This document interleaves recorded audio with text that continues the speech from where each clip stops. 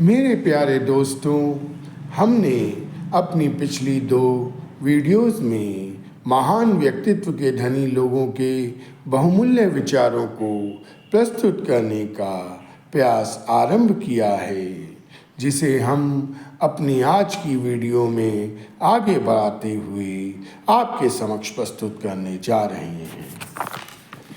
इंसान की पहचान भी माया के कारण बदल जाती है। इंसान माया में इतना खचित है कि सुकून और चैन से वंचित होता जा रहा है। इसीलिए संत जन ने हमेशा इंसान को यही कहा कि माया को प्रधानता देने वाले, इसको सब कुछ मानने वाले इंसानियत से दूर होते जा रहे हैं। उनके जीवन की सुंदरता जाती जा रही है। इंसानों की सोच का आधार भी माया ही बनकर रह गई है। इंसान की कद्र सामर्थ्य के हिसाब से हो रही है। जिसकी कुछ सामर्थ्य ही नहीं है, उसको पशु कहकर पुकारेंगे। जिसकी कुछ सामर्थ्य है, उसको परसा कहकर पुकारेंगे। थोड़ी सी और सामर्थ्य मिली तो पारस राम कह दिया। इसी तरह ही दुनिया में होता जा रहा है। कोई धनाढ्य है, कोई पैसे वाला, अच्छे वस्त्र पहने हुए है तो उसकी कद्र की जा रही है। जिसके पास कुछ कमी है इन चीज़ों की, तो उनसे किनारा करके पास से निकल जाना। वो अगर मुफलिसी है, गरीबी है, मैले कुचैले कपड़े पहने हुए है, या सोसाइटी में बैठने का ढंग उसको नहीं आता, तो उससे नज़र बचाकर निकल जाती है। बड़ी तरक्की हुई है, उस हिसाब से तो वह बेचारा पिछड़ा होगा, मगर उसको दुत्कार देना, उसका मजाक उड़ाना, ऐसे संसार में इंसानों के कर्म होते जा रहे हैं। लेकिन महापुरुषों, संत जनों, भक्त जनों के लिए ये मापदंड नहीं होते। उनके लिए नाप तोल नहीं होते। कोई भी हो, वह हर किसी में परमात्मा का ही नूर देखते हैं। संत महात्माओं का संदेश यही रहा है कि तू इंसान बनकर जी ले, मगर यह थोड़े से सिक्कों के लिए भी दानव बन जाते हैं। जबकि यह उन्हें अपनी छाती पर रखकर यहाँ से रुखसत नहीं करेगा। महात्मा जी कहते हैं कि एक सुई भी तेरे साथ जाने वाली नहीं है। इन दौलतों के लिए तू अपनों को भी पराया बनाता जा रहा है। इस तरह यह तेरा लालच कभी भी तुझे संतुष्ट नहीं होने देगा। संत महात्मा भक्त कहते हैं कि जानो इस परमात्मा को जिसका जिक्र करते हो, इसका नाम लेना मुबारक है। धर्म ग्रंथों को पढ़ना मुबारक है, परंतु यह एक ऐसा कदम है जो जरूर उठाना है। जब तक नहीं उठाया तब तक बात बनेगी नहीं। कल्याण नहीं होगा, आनंद नहीं आएगा। जिस प्रकार पानी का जिक्र कोई कर ले और पानी को पिए ना, नदी का जिक्र कर ले परंतु नदी में नहाए नहीं, तो उससे उसका क्या बनेगा। इसी प्रकार यह परमात्मा, ईश्वर, गॉड, अकाल पूरक, विट्ठल, विठोबा आदि अनेकों नामों से उसे संबोधित किया जाता है। लेकिन इसको असली रूप में जाना या नहीं, जिसने जान लिया उसके भ्रम मिट गए।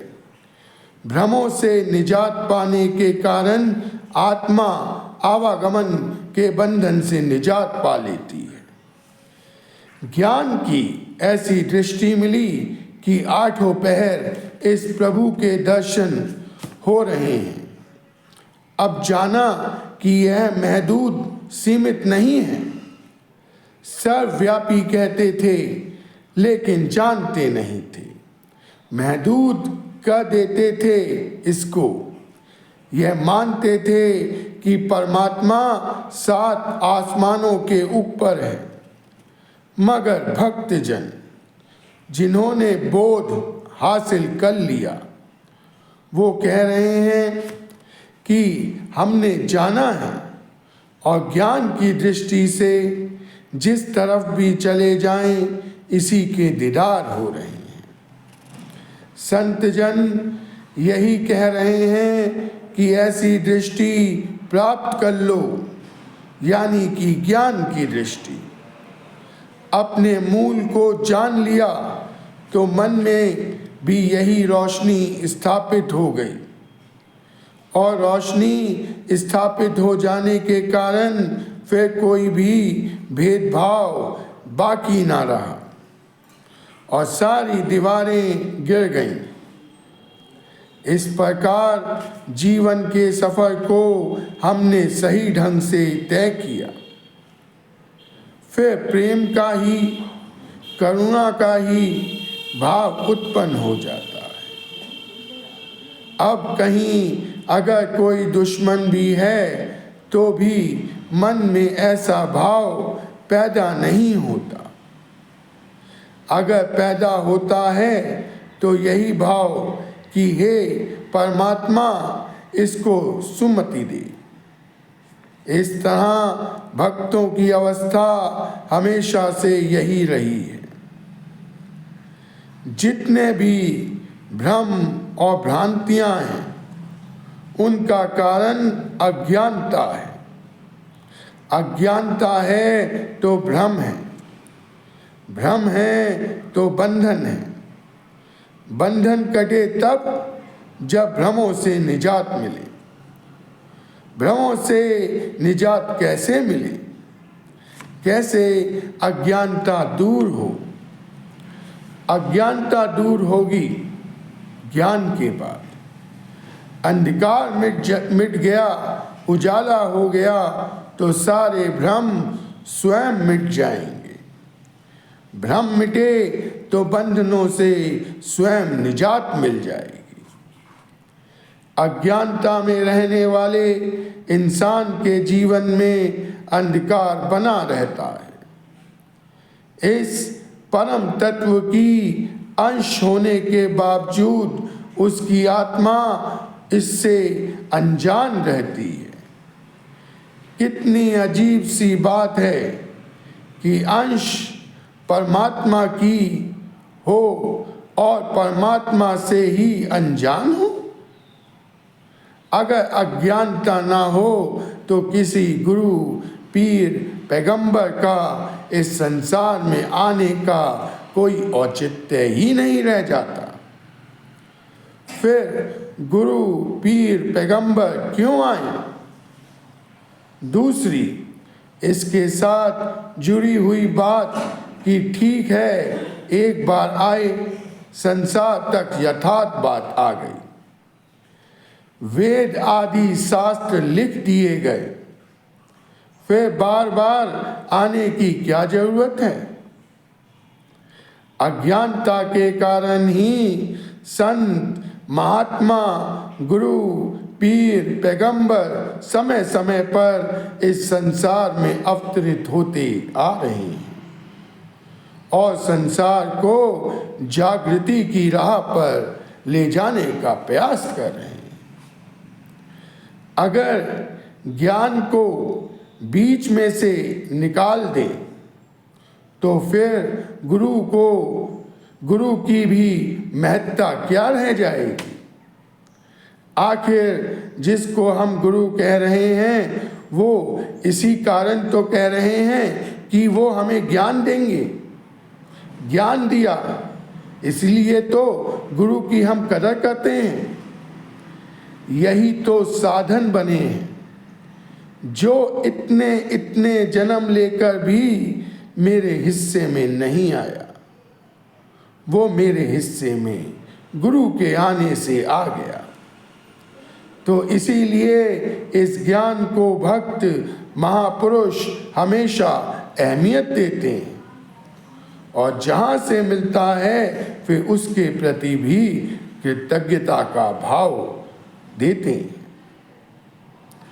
आम इंसान वैर विरोध में उलझा हुआ है, खुद गर्जियों में लिप्त है, अपने आप को श्रेष्ठ और दूसरे को तुच्छ मानता है। वे परमात्मा को क्या महत्व देगा? महत्व देंगे ही नहीं, तो प्रार्थना का भी सवाल नहीं उठता। चलो मान लिया कि परमात्मा के अस्तित्व में यकीन करते हो, लेकिन उनकी प्रार्थना कुछ और ही होगी। भले ही भीड़ में खड़े होकर या किसी धर्म स्थान पर खड़े होकर हाथ जोड़कर आंखें मूंद कर प्रार्थना सबका भला करो भगवान सबका सब विधि हो कल्याण में शामिल हो रहे हैं। रचना भी वही कुछ बोल रही है जो बाकी बोल रहे हैं, लेकिन मन में प्रार्थना चल रही है कि सामने वाले परिवार का सर्वनाश करो परमात्मा। ये जो अल्लाह कहकर पुकारते हैं इनको भगाओ परमात्मा। ये जो इस प्रांत में रहते हैं इस प्रांत के वासी नहीं हैं, यहाँ से भगाओ परमात्मा। उसके कारोबार में रुकावट आ जाए परमात्मा। लेकिन जिन भक्तों में महापुरुषों संतों ने इन प्रार्थनाओं का स्वरूप दिया, उनके मनों में तो उजाला ही उजाला होगा। ऐसे लोगों से दूर रहिए जो मन में तो कुछ और रखते हैं और भगवान का नाम जप रहे होते हैं। प्रद्यंत कोई अच्छा शब्द नहीं है। प्रद्यंत शब्द अपने आप में ही यह बात प्रकट कर देता है कि कुछ बेहतरी नहीं हुई, किसी के नुकसान के बारे में ही सोचा गया है, योजना बनाई गई है और उसके तहत नुकसान किए गए हैं। प्रद्यंत अपने आप में शब्द ही नहीं, ऐसा शब्द है जिसकी उम्मीद की ही नहीं जा सकती कि यह किसी धर्म के साथ जुड़ा होगा। लेकिन नहीं, प्रद्यंत्र भी उनके द्वारा रचा गया जहाँ से मिलवतन एकता प्यार के सिवाय और कुछ नहीं आना चाहिए था। ये उन्हीं लोगों ने रचा है। इस प्रकार चारों तरफ नुकसान होते चले आ रहे हैं। फिर वो धर्म कहाँ हुए जो इंसान को इंसान से तोड़ते हैं, इंसानों के हाथों नुकसान करवाते हैं? वे धर्म नहीं है, वो अधर्म है। धर्म वही है जो इंसान को इंसान से जोड़ता है, प्रेम से हमें भरपूर करता है। कोई अल्लाह का नाम लेकर, राम का नाम लेकर, गॉड का नाम लेकर मरते खपते जा रहे, कहीं भाषा जाति का ढाल लेकर, कहीं प्रांतवाद का नारा बुलंद करके अनेक रूपों में बटे हुए हैं ये इंसान। संतों महापुरुषों की कोशिश यही रही है कि इंसानों को यह समझ आ जाए कि परमात्मा एक है, सब इसके ही बंदे हैं। परमात्मा को अलग मत मानो, सब यह जान पाएं और इसी दृष्टि से देखते हुए हर किसी के प्रति मन में सद्भाव रखें। एक ही धरती है जो मालिक ने हमें बख्शी है, तो इंसान फिर भी क्यों लड़ते मारते रहते हैं। इंसानों को तो मिलजुल कर रहना चाहिए, एकता स्थापित करनी चाहिए।